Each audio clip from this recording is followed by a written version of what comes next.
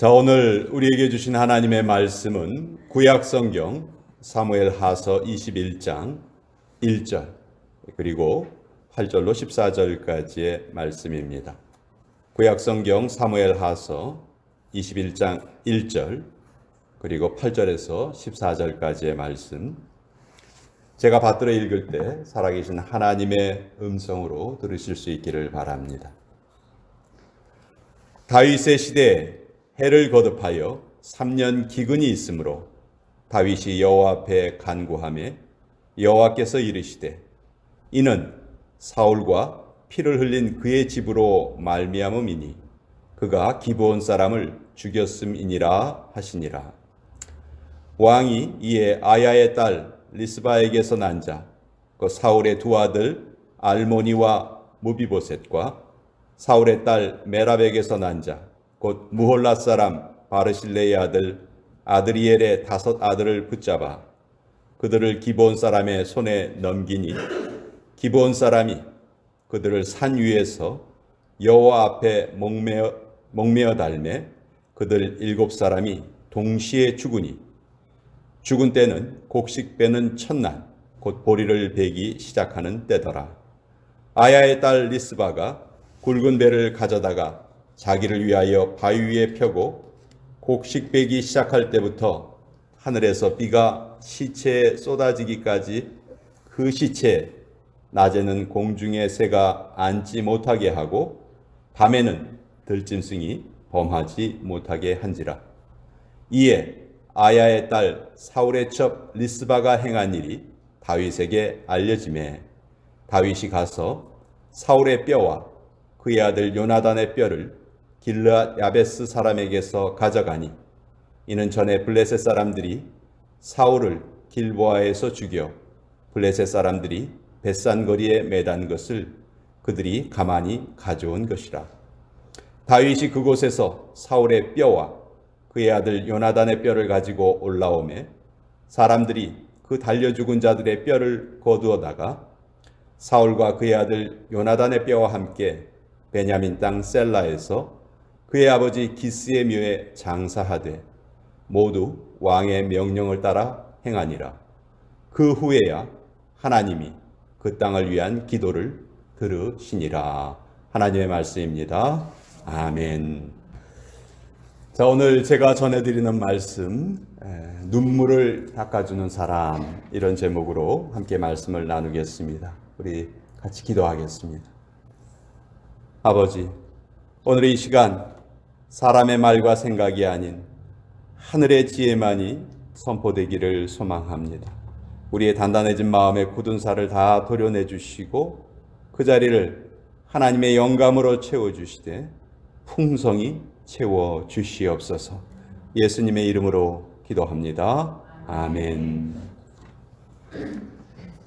자, 다윗이 왕으로 다스리던 시기에 아주 이상한 일이 벌어졌습니다. 3년 동안이나 비가 오지 않았던 것입니다. 아주 심한 가뭄을 겪게 되었고요. 백성들이 너무 고생을 하게 되었습니다.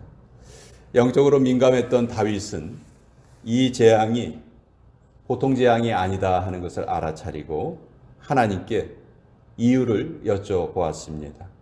그랬더니 하나님께서 알려주시기를 그것이 사울왕 때문이다, 이렇게 알려주셨습니다. 사울왕이 많은 사람의 눈에 눈물이 나게 만들었기 때문이다, 이렇게 알려주신 거죠.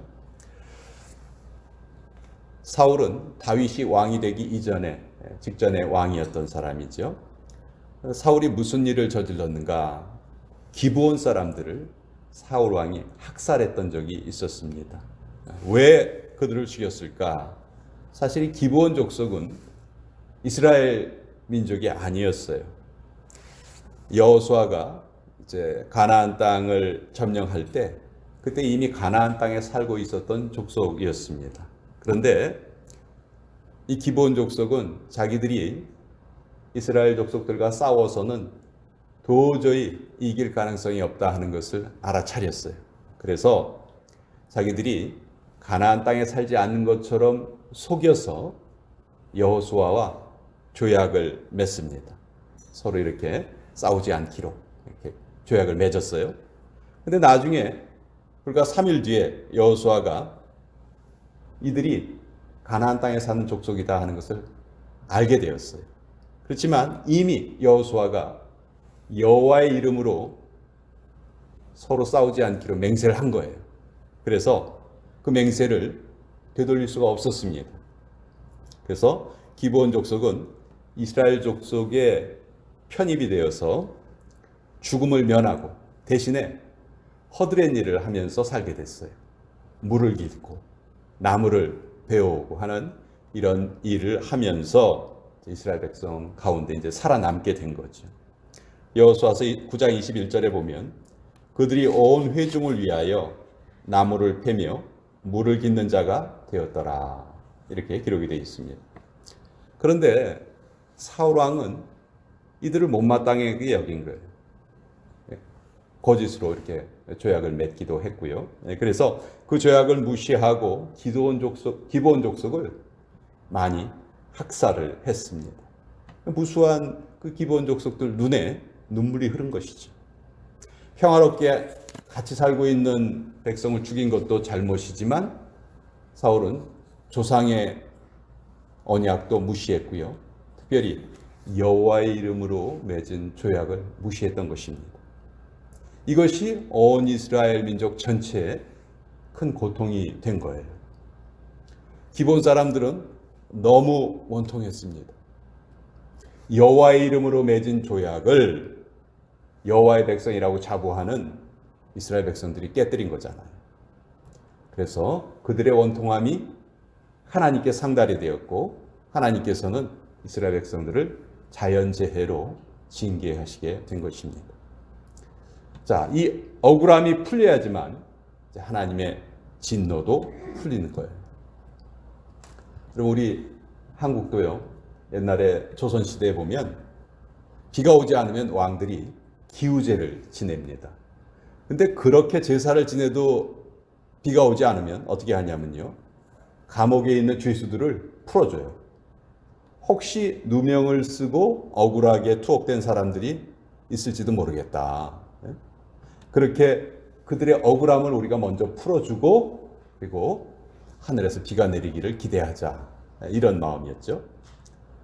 그래도 비가 오지 않으면 그 다음 단계는 궁녀들을 풀어주는 겁니다. 여러분, 궁녀들이 어떤 사람들인지 아시죠? 어린 시절에 궁으로 들어가서 평생 그 궁에서 일하고 결혼도 못해요. 궁에서 죽어야 됩니다. 그러니 그 억울함이 얼마나 많겠어요. 그래서 그 궁녀들 중에서 혹시 원하는 사람은 궁 밖에 나가서 살게 해주겠다. 그렇게 이제 풀어주는 거죠. 그렇게 억울함을 풀어줘야 비가 내릴 것이다. 그렇게 생각을 한 거예요. 카인에게 눈물을 흘리게 하면 절대로 내가 은혜를 받을 수가 없습니다. 어떤 아이가 고양이 꼬리를 잡고서 막 잡아당겼어요. 고양이가 그게 너무너무 싫고 힘드니까 막 뿌리치고 도망가려고 했어요. 엄마가 하지 말라고 얘기합니다. 얘야, 그 고양이가 얼마나 아프겠니? 그러지 말아라. 그런데 아이가 대답을 어떻게 하냐면, 엄마, 그게 아니야. 그냥 난 가만히 잡고 있을 뿐인데 고양이 지가 도망가려고 그러니까 그래서 아픈 거야. 이렇게 생각하면 안 되겠죠. 남의 눈에 눈물 나게 한 일이 기억이 난다면 우린 반드시 그걸 풀어야 됩니다. 요새 한국에서 들려오는 그 뉴스를 들어보니까 뭐 유명한 운동선수나 이 연예인들 중에서 학창 시절에 다른 친구들을, 약한 친구들을 괴롭혀가지고 지금 뭐 완전히 그 인생이 다 추락하게 됐더라고요. 억울함이 풀려야 돼요. 다윗이 이제 이 이유를 하나님께 알고 나서 이제 그것을 해결하려고 합니다. 근데 잘못을 저지른 사울은 이미 죽었어요. 근데 그 사울의 죽음이 지금 온 이스라엘 백성들의 고통이 되었습니다. 어떻게 하면 좋을까? 다윗이 기브온 사람들을 부릅니다. 그래서 너희들이 원하는 것이 무엇이냐? 이렇게 물어봐요. 그랬더니 기본 사람들은 우리는 뭐 돈도 싫고 땅도 싫습니다. 그죠? 생명은 생명으로 갚을 수 있는 것 아닙니까? 그러니 사울 집안에서 남자 7명만 우리에게 넘겨주십시오. 그래서 다윗이 이제 사울의 집안에서 사울의 첩의 아들 2명하고 또 딸의 아들 5명, 손자 5명을 내줬어요. 그리고 기브온 사람들은 그들을 나무에 옥매달아 처형을 했습니다. 아주 극형에 처한 거죠. 민수기 35장 33절에 보면 이런 구절이 있습니다. 피 흘림을 받은 땅은 그 피를 흘리게 한 자의 피가 아니면 속함을 받을 수 없느니라. 그러니까 다윗이 지금 사울 집안의 아들들을 내준 이유는 율법에 따른 행위였어요. 자, 이렇게 사울 집안의 자녀들을 7명을 내주니까 이제 기브온 족속들의 한이 풀렸습니다. 그 원통함이 이제 다 해결이 된 거예요. 그런데 문제는 이제 졸지에 자녀들을 잃게 된 사울 집안의 어머니들입니다. 여러분, 아무리 큰 죄를 지었다 할지라도요, 자기 자녀의 죽음을 당연하게 여기는 부모는 이 세상에 없습니다. 이때 사울의 첩이었던 리스바는 졸지에 이제 2명의 아들을 잃게 됐잖아요. 생때 같은 아들을 하나도 아니고 2를 다 잃어버렸어요. 그러니 뭐 그 슬픔이라는 건 말로 할 수 없겠죠. 게다가 그 아들들의 장례를 치를 수가 없었습니다. 당시에 이 나무에 매달아 죽은 시체는 사람들에게 경고하는 용도로도 사용됐어요. 나무에 그냥 매달아 두고요, 새나 짐승들이 와서 파먹게 놔둡니다. 그렇게 해서 죄를 지으면 이런 벌을 받는다 하는 것을 사람들에게 보여주고 죄를 짓지 못하게 하는 그런 용도로 사용이 된 것이죠. 그래서 이때 사울의 첩 리스바가 나무에 매달려 죽은 자기 그 2 아들의 시체를 지킵니다. 하루 이틀이 아니고요, 얼마를 지켰냐고 성경에 써 있냐면 곡식을 베기 시작할 때부터 하늘에서 비가 쏟아질 때까지 지켰다. 곡식을 베기 시작하는 때는 4월 달이에요. 이스라엘에 비가 내리는 때는 10월 달이에요. 그러니까 무려 6개월의 기간을 낮에는 독수리가 앉지 못하게 하고 밤에는 들짐승이 달려들지 못하게 그 시체 옆에서 그걸 지킨 거예요. 여자는 약하지만 어머니는 강하다, 그런 말이 있잖아요. 리스바에게서 그런 어머니의 모습을 우리가 보게 되는 거죠. 이제 이 소문이 다윗 왕에게도 들리게 되었습니다. 이 여인의 아픔이 역시 다윗의 마음을 움직이게 됐어요. 다윗은 기브온 족속의 눈물만 닦아준 것이 아니고 이제 사울 자손들의 한도 풀어주게 됩니다. 사울 왕이 전에 블레셋과 싸우다가 전쟁터에서 죽었거든요. 그래서 그 사울 왕의 시체를 블레셋이 가져가 버렸어요. 그래서 그 시체를 막 아주 훼손을 합니다. 근데 그때 그것을 이제 사울 왕에게 은혜를 입었던 다른 사람들이 몰래 가서 이제 사울 왕의 시체를 찾아다 놓기는 했는데 제대로 장례를 치러주지 못한 거예요. 그래서 다윗이 그것을 수소문을 해서 사울의 뼈, 또 요나단의 뼈가 어디에 묻혔는가 그런데 다 찾아가지고 사울의 아버지였던 기스, 그 사람의 묘에다가 같이 이제 다 장례를 치러 줍니다. 여러분, 사실 사울은요, 다윗에게는 정말 생각하기도 싫은 그런 사람이에요. 다윗을 죽이려고 사울이 얼마나 괴롭혔는지 모릅니다. 그렇지만 그렇게 울고 있는 사울 후손들을 위해서 다윗이 성대한 장례식을 치러줍니다. 왕이 장례를 치러준다. 이것은요, 그 집안의 모든 수치를 다 가려준다. 그런 말입니다. 자, 다윗이 기본 족속의 한을 풀어주고 또 사울 자손의 한을 풀어주니까 이제 드디어 모든 기근이 그치게 되었습니다. 그리고 그 후에 그 땅을 위한 기도를 하나님께서 들어주셨다. 성경이 이렇게 기록을 합니다. 그러니까 3년 반 만에 비가 내리게 된 것이죠. 자, 오늘 이 이야기를 통해서도 우리가 알 수 있는 것은 하나님의 역사는 누구에 의해서 이루어지느냐? 눈물을 닦아주는 사람에 의해서 하나님의 역사가 진행이 된다 하는 것입니다. 예수님도 마찬가지시죠. 우리의 눈물을 닦아주시려 이 땅에 오셨습니다. 가난한 자, 병든 자, 버림받은 자, 고아와 과부 이들을 위로해 주시려 이 땅에 오셨고 그들과 같이 울어주셨고 그들을 고쳐주셨죠. 또 십자가 위에서 물과 피를 흘리심으로써 우리 인간들의 모든 죄와 사망의 눈물을 영원히 예수님께서 다 닦아주셨어요. 이제 우리가 이 사순절의 기간을 다시 한번 은혜롭게 보내는 방법은 내 눈물을 닦아주러 오신 예수님을 새롭게 우리가 다시 또 영접하는 것입니다. 나 역시 타인의 눈물을 닦아주는 사람으로 살아야 되겠다. 그렇게 결단하는 것입니다. 유명한 C.S. 루이스가 한 미국 여성에게 보내는 편지라는 글에서 이렇게 말했습니다. 만약 여러분이 죽는 순간에 여러분이 사기꾼에게 사기당했다는 그 기억이 생각나도 별로 그렇게 마음 아프지 않을 겁니다.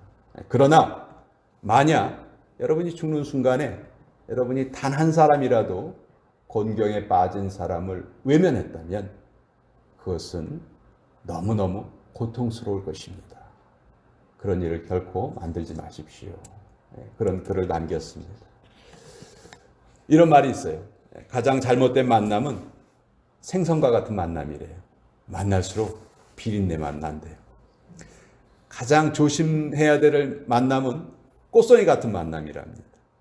피어 있을 때는 막 환호하다가 시들고 나면 다 버린다는 것이죠. 그래서 가장 아름다운 만남은 손수건 같은 만남이라고 해요.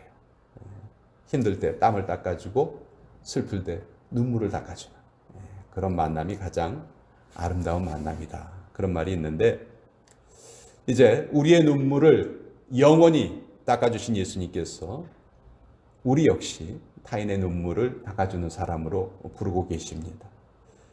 우리 때문에 눈물이 나는 것이 아니고 눈물이 사라져야 됩니다. 우리 때문에 미움과 분쟁과 갈등이 생기는 것이 아니고 그런 것들이 사라져야 됩니다. 그것이 우리가 하나님의 백성으로 바로 살아가는 길입니다. 그럴 때 우리가 눈물을 닦아주는 사람으로 또 축복의 통로로 살아갈 수 있는 그런 하나님의 은혜가 우리 모두에게 충만히 이 사순절의 기간에 임하시기를 다시 한번 축원드립니다. 기도하겠습니다.